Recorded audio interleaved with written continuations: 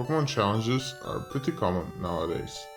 Can you beat the Pokemon game X with this Y Pokemon species? Is a natural evolution of the original gotta catch them all. I'm not complaining. I watch a lot of solo runs and I'm glad thousands of them exist. Unfortunately, most of them share the same problem. Pokemon games are made for kids.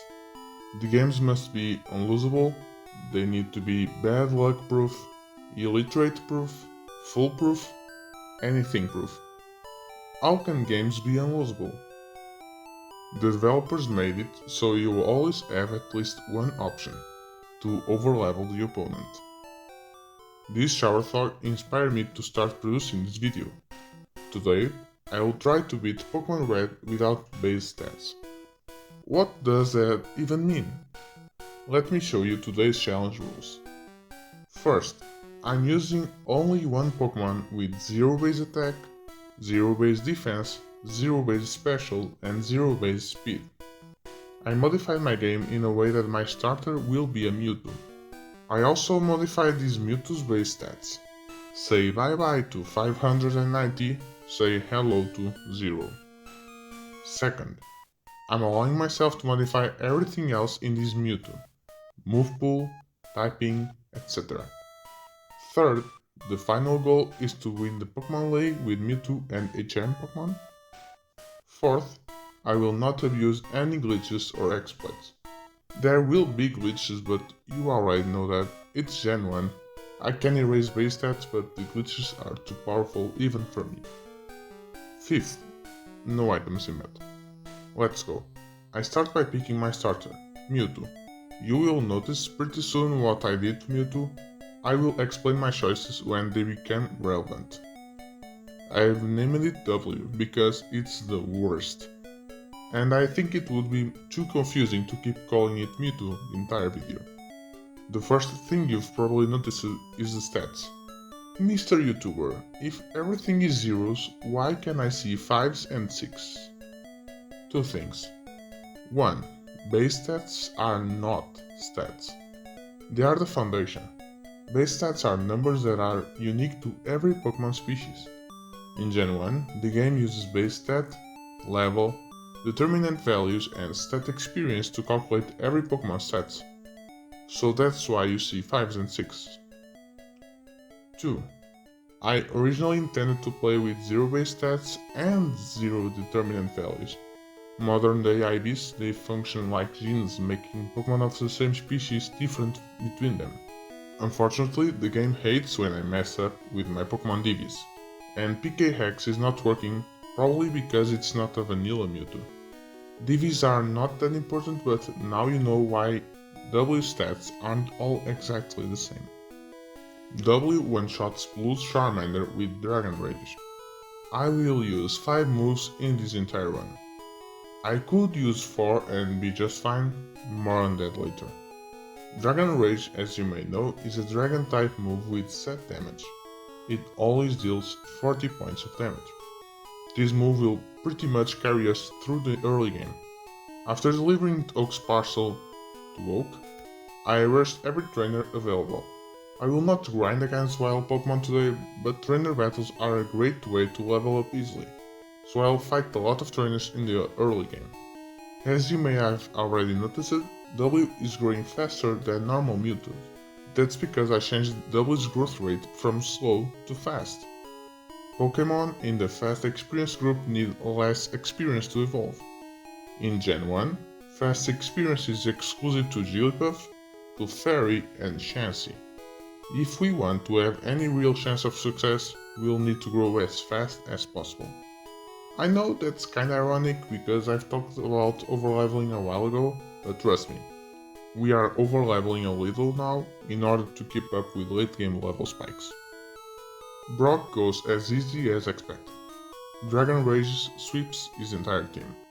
And even if we were using worse moves, W is immune to any of Brock's moves. I think it's a great time to talk about W's typing. I think that Ghost Water is the best option in this specific run, although Ghost Psychic may be an arguably better type. For now, only Ghost is relevant. The vast majority of foes, especially in the early game, tend to spam a lot of normal type attacks. Being immune to normal type moves is extremely overpowered in a Kanto run. That said, W can easily feint to non-normal attacks, so I need to be careful. On my way to Cerulean, I'm starting to use the other moves I gave to W: Spore, Agility and Seismic Toss. Seismic Toss is a weaker Dragon Rage for the time being. It's extremely useful because W can use Seismic Toss twice. Right now, it's as if W had 10 extra Dragon Rages. Agility and Spore are a very strong combo against trainers with many Pokemon. Spore puts the first opponent to sleep. Agility raises W's speed in order to spore the following Pokemon. If the opponent cannot attack W, W will never faint and will be free to KO. These three moves will be more useful against Pokemon with more than 40 HP, which require more than one Dragon Rage. Blue in Cerulean wasn't difficult. His bird can send attack W and cause some issues both in this battle and in future rival battles. My first loss is against this lady in Cerulean's gym. I forgot Golden Can Pack. Misty herself was no match to W since I could agility against Stereo to outspeed and spore stun me. On my way to Bill's house, I started noticing that W's stats were growing more than I expected. W's base stats are pathetic and DVs are kinda irrelevant. I'm pretty sure that stat experience is the cause of this. As you may remember, stat experience is one of the values the game uses to calculate stats. Similar to modern day EVs, stat experience increases every time W one-shots an opponent. I knew this beforehand, I just underrated them a lot. This is another Mewtwo I caught after recording video. You can really tell how great stat experience is by looking at my W and this wild Mewtwo with no stat experience. My Paras can use Dig outside of battle, so I speedrun my way to Miracle Cycle. I am playing in double speed, so cycling around won't be too difficult. I take my time to fight every trainer inside SSN. After SSN, I skipped a lot more trainers because I thought more grind would not be necessary. Blue was easy. Ulti Surge and his electric type Pokemon have an elemental advantage against W, but Spore plus Agility trivializes an otherwise tricky battle. I will cut out, see what I did there, of the video almost all the battles between Cerulean and Saladin. Instead, I will talk about what happened when I reached level 38. I ran out of PP in a cave, so I used 2 rare candies. Remember when I said that I will use 5 moves? I decided to make W learn Nightshade at level 40. You could say doing only 4 moves would be more challenging. I disagree. Doing Dragon Rage or Nightshade doesn't change my strategy for any battle. Seismic Toss is my main move now, both would be only backups. Nightshade has 15 PP instead of 10, that's my main reason to use it now. Saves time going back and forth to a Poké Center. I initially had thought of other moves, Substitute, Leash Seed, Climb. Maybe if I do a sequel, I will try these arguably even better moves, but I think the best moveset to advance quickly through the game is this one. In Saladin City, I collect TM03, Fly, a freshwater necessary to access Saffron City, 2 PP ups, It's crucial to increase Seismic Toss power points if I want to increase my chances against trainers with 5 or 6 Pokemon, and the Silph Scope, necessary to get the Pokéfoot and access Fuchsia City. Team Rocket was a breeze. Pokemon Tower may seem like a PP problem because the ghosts are immune to Seismic Toss, right? Not really. Seismic Toss and Nightshade bypass immunities in Gen 1. After defeating Snorlax, I cycled to Fuchsia's gym. Jugglers, while having strong Psychic Pokemon, are really easy to defeat because they just switch around, giving me free turns to set up my speed or to Spore. Let's see how Koga went. I select Spore and W was poisoned. Unfortunately, this means that we are on a timer to defeat Koga.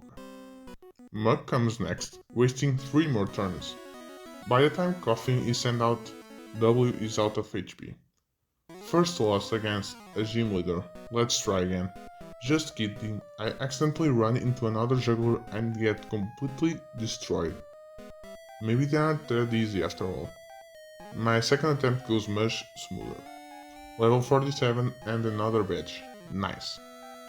After going through the Safari Zone, I flew to Saffron. It's time to defeat Giovanni once again. But first, Rival 5 wants a battle. W is destroyed because Spore miss. Yes, Spore has 100% accuracy, 1 in 256 glitch, long time no see old friend. Anyways, my second try was a crit wing attack. Third time is a charm, am I right? Okay, what in the world is going on? 3 consecutive critical hits from Pidgeot? Fun fact, W cannot crit at all. Not only we are using set damage moves that never crit, but also W's base speed is 0, so W's crit rate is actually 0%. Fourth time is indeed the charm. W easily cleans Blue's team. Most battles are exactly like this. If W survives a turn, it wins. But it's a big if, because W is that frail, even with a juicy level advantage. After collecting Lapras and trashing Giovanni, I am free to surf to Cinnabar. As you may have already understood, I am basically rushing boss battles. That's why I grinded intensively before LT Surge. Blaine used a Spur Potion in the beginning of the fight. Nothing more to say. We are unstoppable. Okay, you may have noticed that I skipped both Eric and Sabrina. While planning this run, I run into a problem that I will call the impossible love triangle. Choosing ghost typing was a no-brainer. W is super frail, so being ghost typed against Pokemon that spam normal types is obviously too good to pass. But the ghost also gives some problems. You see, Erika, Sabrina, Lorelei and Lance have what's called good AI. They do not choose their moves randomly, they take into account type effectiveness. Because W is a ghost type, they will never choose their normal type moves. Being ghost water type guarantees that Lorelei spams Rest and Lance spams Dragon Rage, making my life against the Elite Four super easy. But that leaves W vulnerable to fast grass type users like Erika's Victreebel, which will annihilate W with Razor Leaf or Sleep Powder. Okay, aren't there any other options, you ask? Yes, being both poison or fighting typed instead of water would still give me rest spam while making Erika much easier, but I would be completely obliterated by Sabrina's Kadabra. And if I want to keep my ghost type and resist Sabrina, W would need to be Ghost Psychic, making not only my Elite Four opponents smarter, but also stronger because W would lose water and ice resistances. My fourth option would be to give up on my ghost type to make Carrick and Sabrina capable of using useless moves, but the rest of the game would be so much harder. It's a dilemma that I wasn't able to solve, so I chose the least bad option, being weak to Eric and fish for Sleep Powder misses. Kadabra will never miss unless 1 in 256 glitch, so I think it was the best option. Oh, and the non-resisted Psybeam is a one-shot right now. Maybe in a couple levels W will be good enough. I will grind a bit in Southern Gym and in the Fighting Dungeon. After like 15 real-time minutes, Erika missed the sleep powder so I can set up agility and sweep. Thanks for the rainbow badge, Erika. Before showing W's winning attempt against Sabrina, I would like to pat myself on the back because I knew that Blaine's badge special boost would be clutch to survive cadavers beside him. And you should pat the subscribe button, and slap the like button like I slapped this slowpoke for the extra level. First attempt where Cadaver uses Psybeam and 6 HP. After 3 agilities I outspeed Alakazam, so the rest of the battle is pretty easy. That was brutal nonetheless. Giovanni was even easier than usual.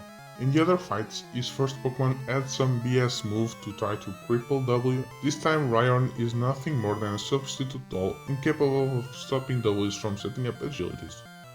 By the way, if you talk to Giovanni again, he will run away saying that he will stop being a baddie and dedicate his life to the study of Pokemon. Kinda weird, right? I even think it was retconned in the remakes Fire Red and Leaf Green, so it's dialogue exclusive to the originals. After smashing Blue once again, I stock on full restores, take my ethers and elixirs from the box and take a step into Orlide's chamber.